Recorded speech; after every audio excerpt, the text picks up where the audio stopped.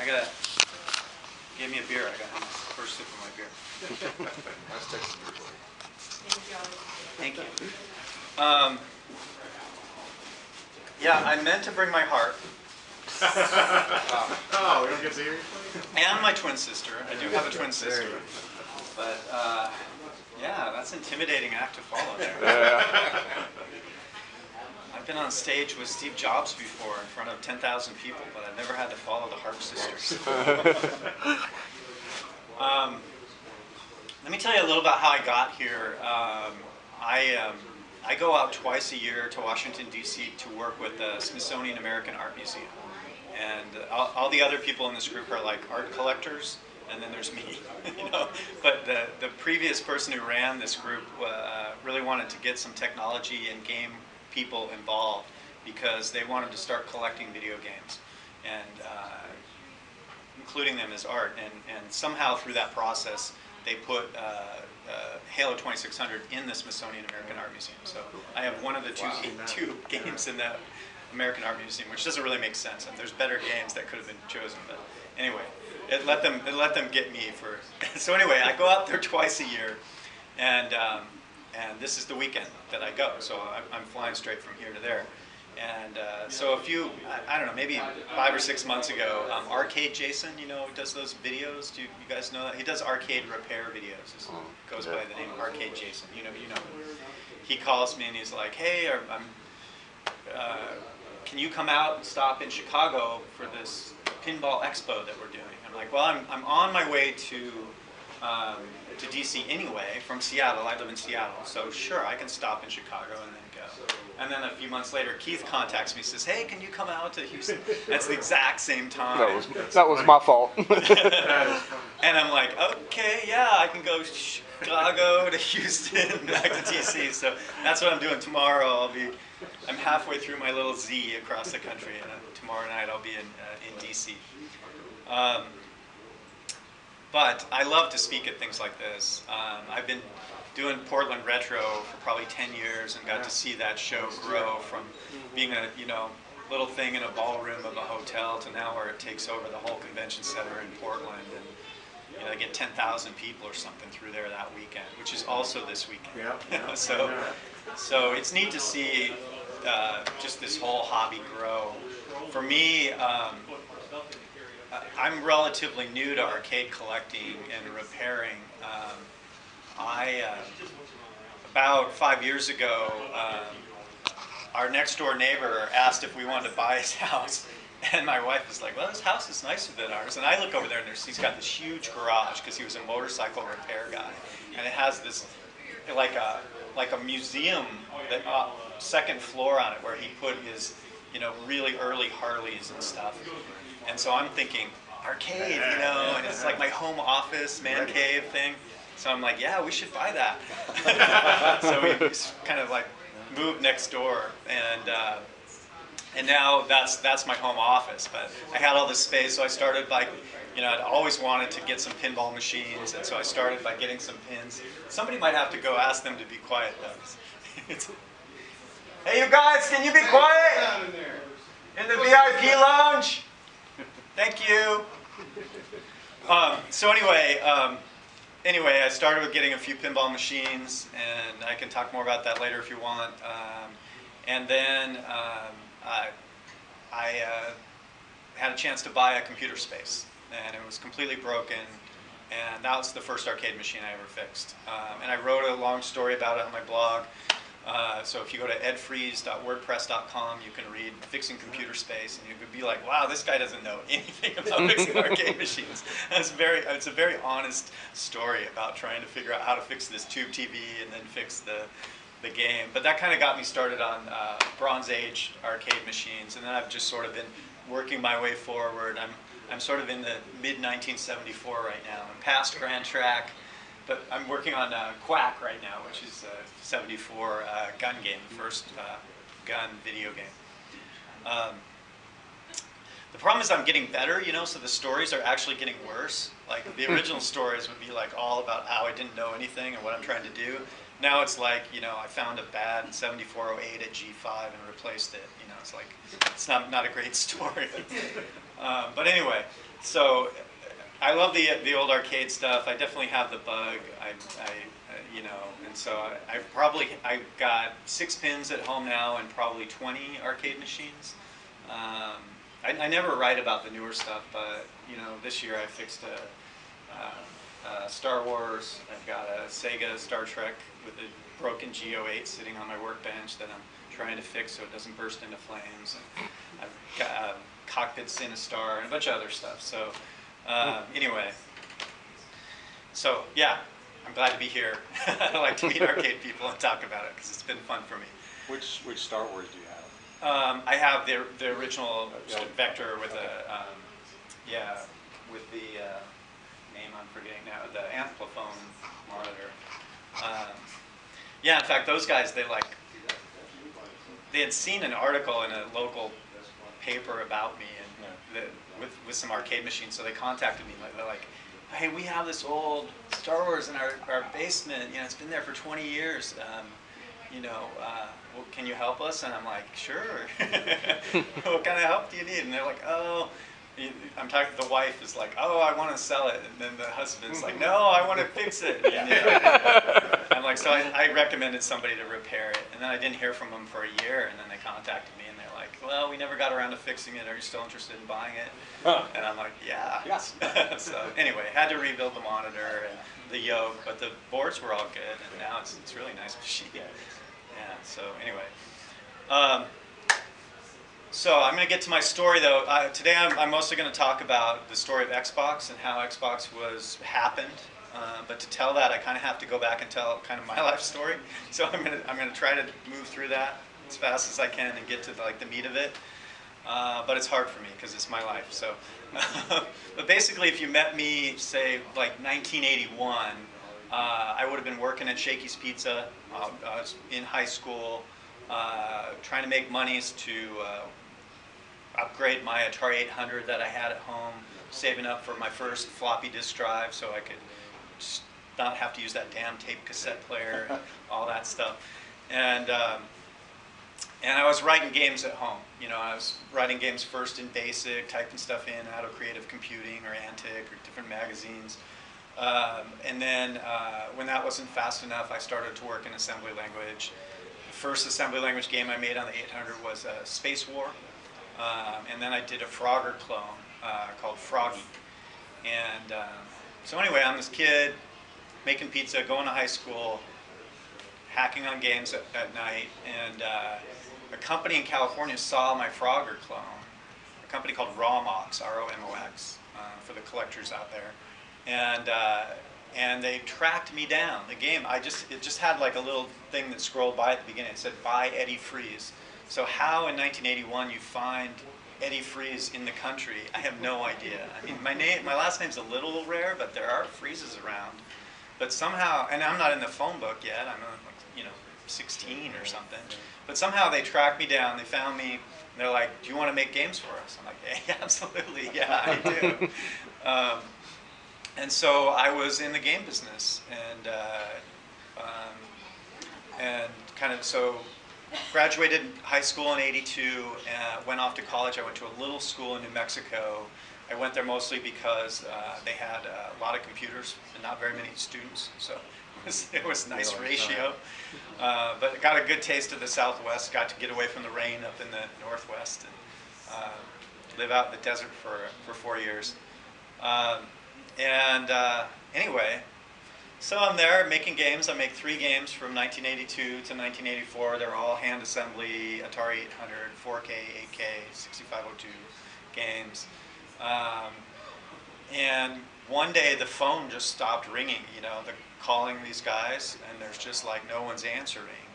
And that was in 1984. Well, we know what happened in 1984. The whole game industry melted down.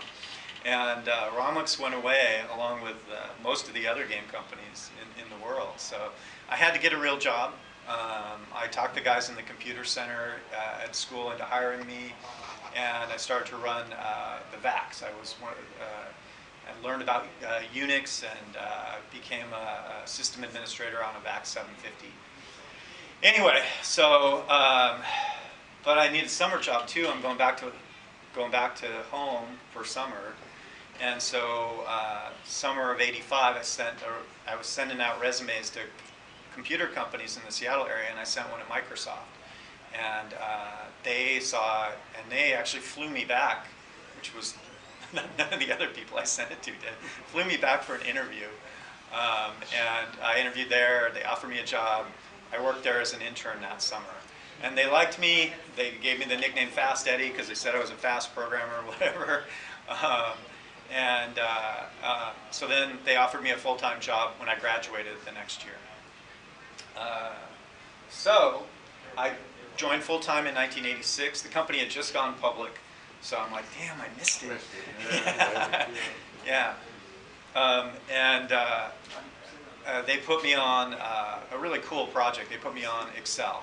And there were 6 guys before I joined. I was the 7th programmer to join the team. And we were building the first version of Excel for Windows. And so we did that over about a year and a half. I learned a ton from working with some really experienced programmers. The next version of Excel, I got to lead a little team. The next version of Excel, they made me the lead programmer. By then we had 50 programmers on the team. And then what would have been the next version, my boss went over, we had been doing really well with Excel against Lotus 123, which was kind of the enemy of the company at that time. They were bigger than all of Microsoft when I joined. Well, we weren't doing that well against WordPerfect with our product Word. So they took my boss and put him over and promoted him and put him over in charge of all of Word. And then he immediately got a fight with the development manager over there, and the development manager quits. So he comes over and he's like, hey, do you want a promotion too? And hires me to be the dev manager of Word. So now I'm managing 60 people, and I'm just like 5 years out of school. And but the company is growing fast. Things are going fast. But I'm still programming half-time, because I love to program. And so I'm trying to program and manage too. And anyway, it was fun. It was really fun. And so 5 more years go by. And by the way, I haven't given up on gaming. I'm gaming all the time at home when I'm not programming at work. I mean, those are really the 2 loves of my life: is programming and games. But I'm not making games during that time. So anyway, 5 years on Excel, 5 years on Word. And they're like, okay, the next step up for you in your career is you should run a business for Microsoft. We think you should, maybe you should run PowerPoint. You've done Excel and Word. So I went down, I interviewed with the PowerPoint guys down in California. I didn't really want to move to California. I had grown up in the Pacific Northwest, and I liked it there. And I'm thinking, I love programming and I love games. And right now I can do programming. But if I'm like the business guy, I'm not going to be able to do any programming. So that's going to suck. What if I became the business guy for games? What if I ran the games group? So Microsoft had a little games group, and it turned out that the head had just left for scandalous reason I won't go into. So the job was open. So I found out about this. I talked to the people over there. I really liked what they're doing. Pretty small team. It wasn't much bigger than the team of developers I was managing on Word. But it was, a whole different functions, not just programmers, right? So I go to my bosses. I'm like, I want this job. I found the right job. You say I should go run a business. This is the business I want to run. And they pretty much flipped out. They're like, all these vice presidents are calling me into their offices to give me advice. One calls me and he says, "You're committing career suicide."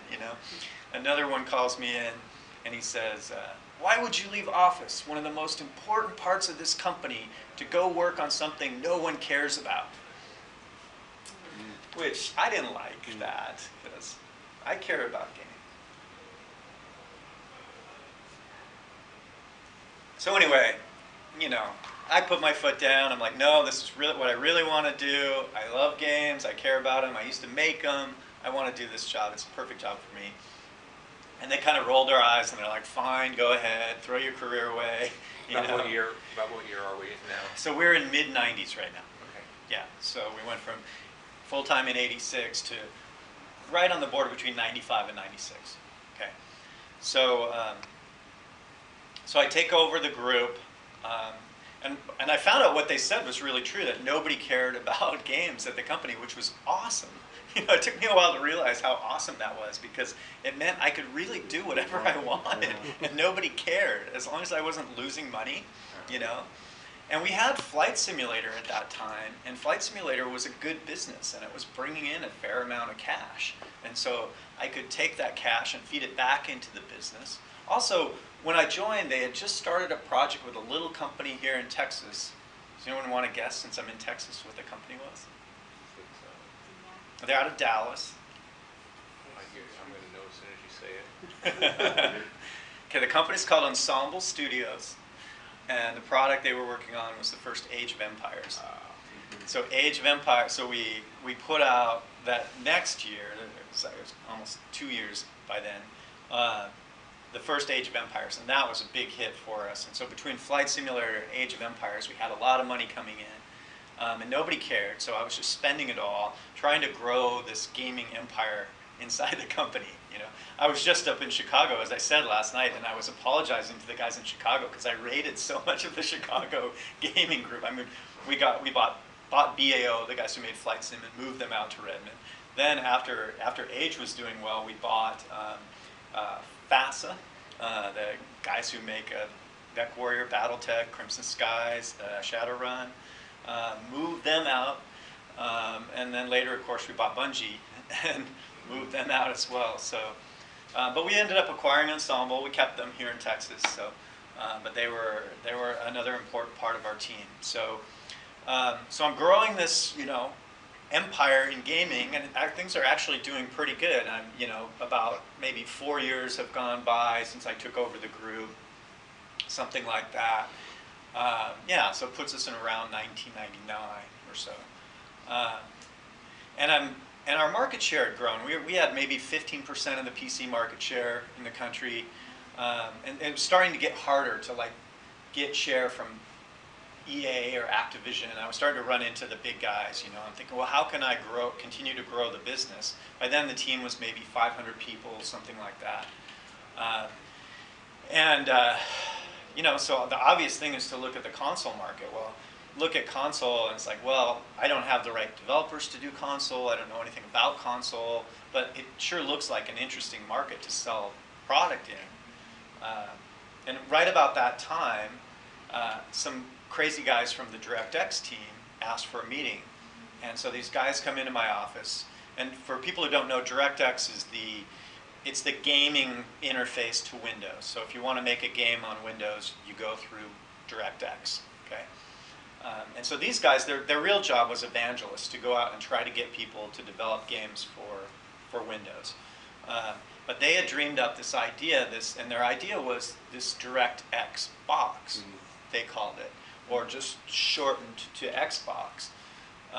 And that's where the name came from. It was actually never intended to be the name of the product. It was just the code name, came from the DirectX guys. And the marketing people hated the name, by the way. And they tried many times to come up with a better name. And then they would always put Xbox in as like a test, you know, when they put all their fancy names, like Aria, or, you know, whatever, you know, some marketing person's idea of a good name. And none of them could beat Xbox. Somehow Xbox just had that magic thing that it resonated with gamers. I don't know. So it pissed off the marketing people. They could never change the name. But anyway, so these guys come and they propose that they're going to make this thing, this DirectX box. And what they pitched was pretty different than what we shipped. They pitched that it would be a PC running Windows, but in a small enclosure.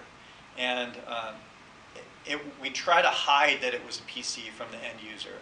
So like you put in a normal like PC game disk, and it would kind of quietly install it in the background, but then just pretend to like boot it like a console would. But really it's running Windows and all this stuff. Has a hard disk, blah, blah, blah. It's a PC.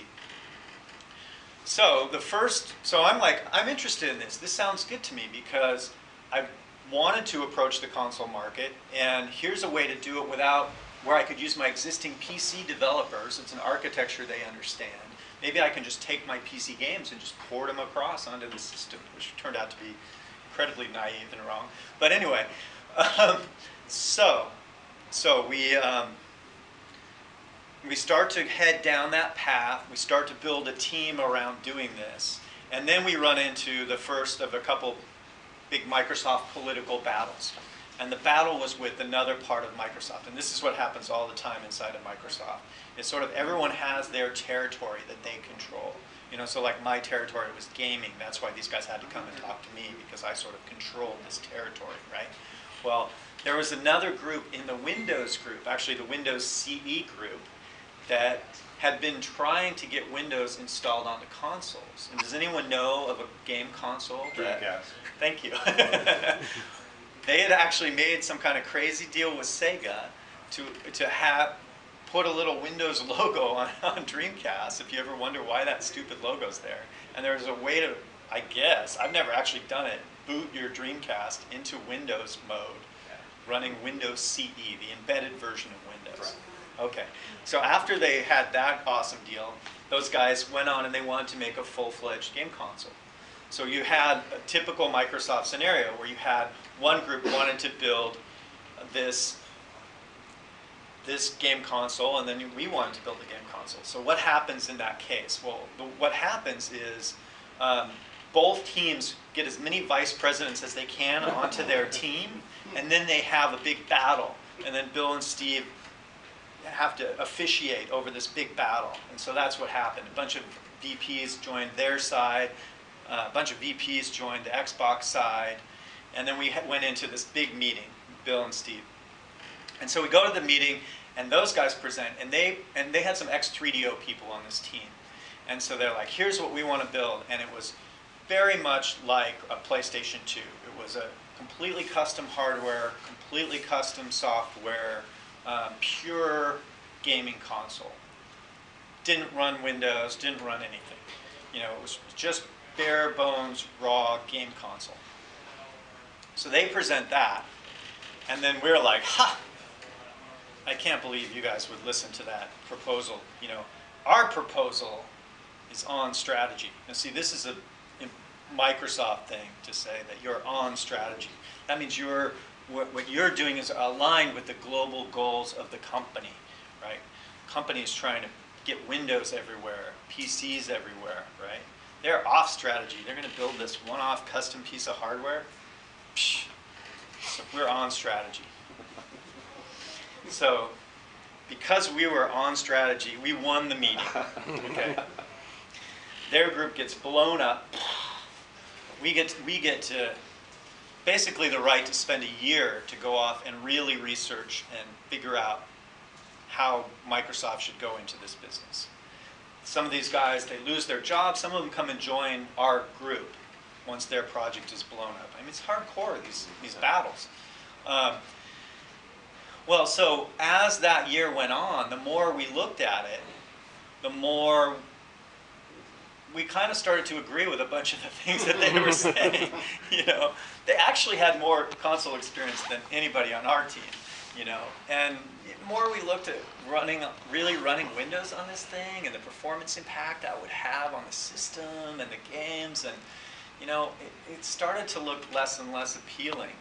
And so we went out and we talked to OEMs, the guys who make PCs, because our original plan was it would be kind of like Valve did with their console, whatever, Steambox, where they tried to get a bunch of other people to build it and it didn't really work. That was the part of our original plan too. We would get like Dell and Acer and those guys to build the machine. But we went out to talk to them and they all laughed. They're like, wait a minute, don't game consoles sell at a loss? So we would sell the hardware at a loss and then you would make the money on the games? And we're like, oh yeah, you're right. So they didn't like that. So anyway, so more and more we're morphing towards where they are. Not all the way there. Like we're keeping things. It's still a PC architecture for the most part. It still has an Intel processor. It has an NVIDIA graphics card. But it still has a hard disk, which no game console had ever had before. I think I'm safe in saying that. At least not in every version. But at some point along the way, Windows gets dropped. And we're really now